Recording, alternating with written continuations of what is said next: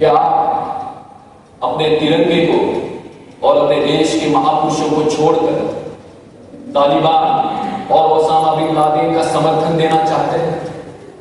क्या अपने देश में जो 100 करोड़ हिंदू है, 80% हिंदू है, उन्हें तलवार दिखाकर मुसलमान बनाना चाहते हैं? क्या आप हमारे देश में जो महिलाएं हैं उन्हें गुलाम बनाकर उनके साथ संभोग करना चाहते हैं?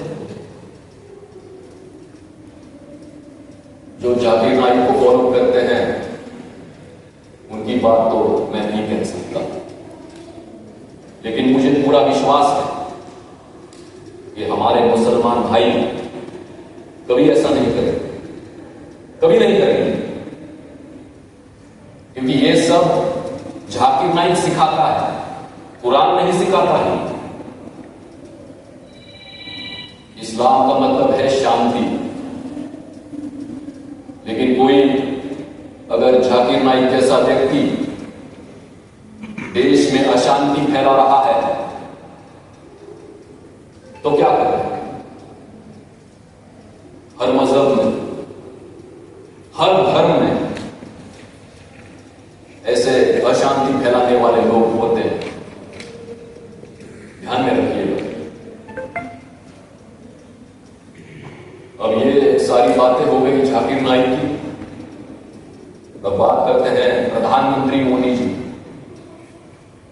आप कहेंगे कि इसका प्रधानमंत्री मोदी जी से क्या रिश्ता है?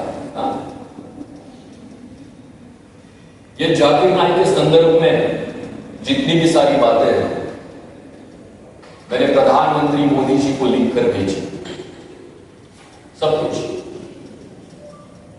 7 महीने हो गए उसको, और उन्हें मैंने कई सारे सवाल पूछे। उसमें से पहला सवाल सुन लीजिए।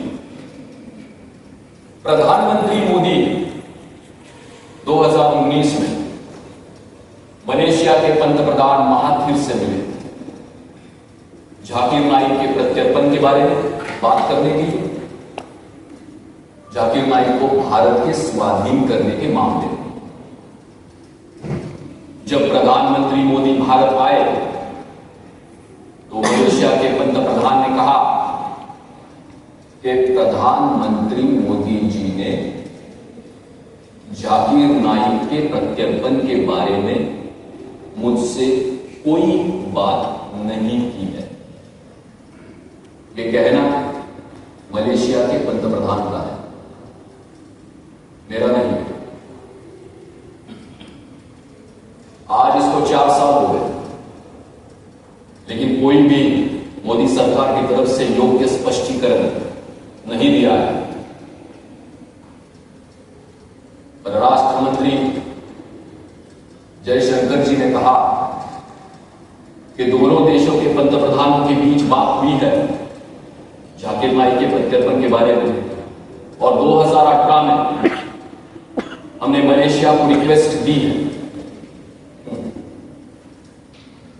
आदरणीय परराष्ट्र मंत्री जी, जब दोनों देशों की मीटिंग थी, दोनों देशों के पंतप्रधानों की, तो उसमें तो आप थे ही नहीं, आपने तो कोई बात सुनी ही नहीं।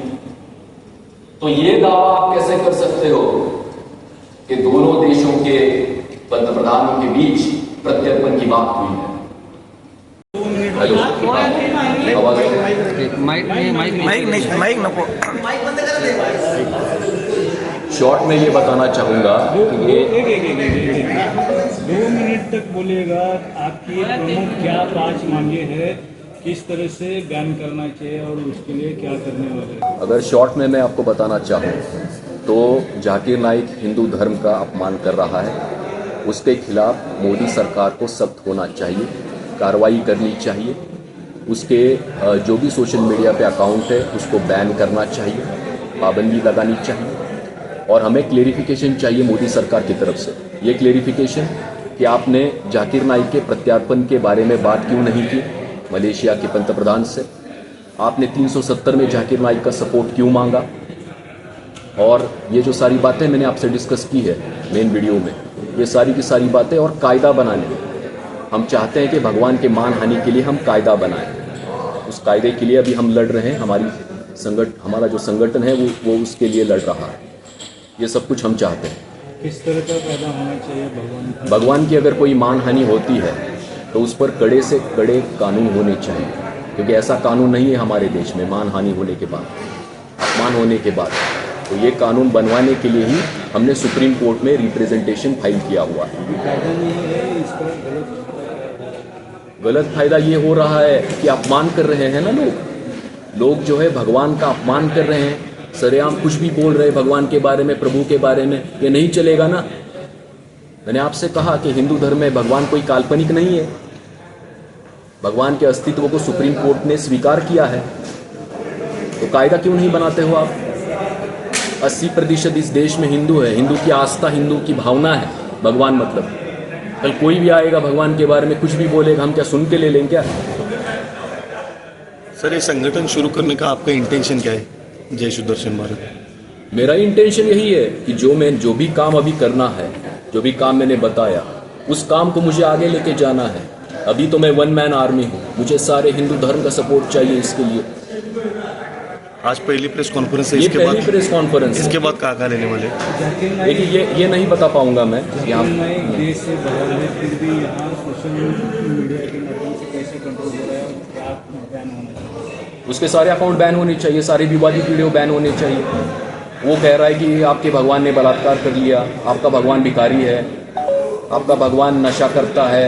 ये सारे वीडियो कहता है कि हर मुसलमान को आतंकवादी बनना चाहिए, हर मुसलमान को सुसाइड बॉम्ब बनने के लिए प्रेरित कर रहा है।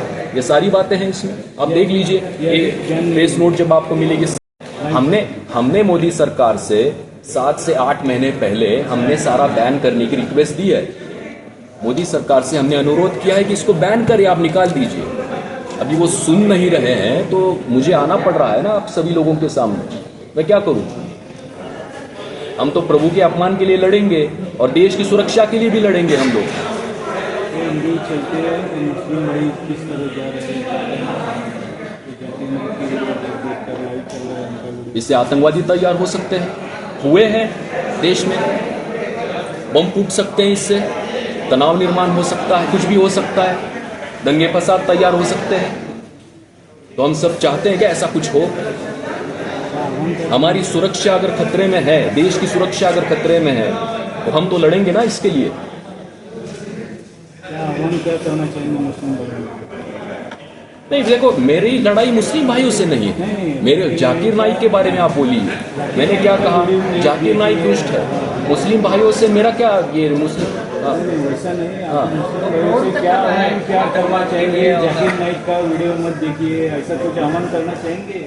अभी जो देखना नहीं चाहिए उसका क्या आह्वान है? मत देखो, देखना चाहिए। देखने के लिए उसने डाला है, उसके लाखों सब्सक्राइबर है, लाखों लाइक्स है, लोग देख रहे हैं उसको, फॉलो कर रहे हैं उसको। गलत मैसेज फैल रहा है समाज में, तो उसको तो हटा दीजिए ना आप। मोदी सरकार ने अभी तक जितने भी आपत्तिजनक, जितने भी उनके मोदी जी के बारे में जितने भी आपत्तिजनक वीडियो है, सारे के सारे अब तक हटाए हैं इंटरनेट से। सिर्फ मोदी जी के हटाइए नहीं, मेरे पास न्यूज़ है सारे के सारे, जिसने भी अपमानजनक बात की है मोदी जी के खिलाफ, उसको जेल में डाल दिया, उसको एक्शन ले लिए। वीडियो जितनी पोस्ट थे उसको हटा दिया गया। जैसे कि मैंने गुजरात के दंगों की बात की आपके साथ। गुजरात में जब दंगे हुए तो बीबीसी ने एक डॉक्यूमेंट्री बनाई थी। वो डॉक्यूमेंट्री यूट्यूब पे और सोशल मीडिया पे पोस्ट की थी। उस डॉक्यूमेंट्री को मोदी सरकार ने हटाया, ब्लॉक कर दिया।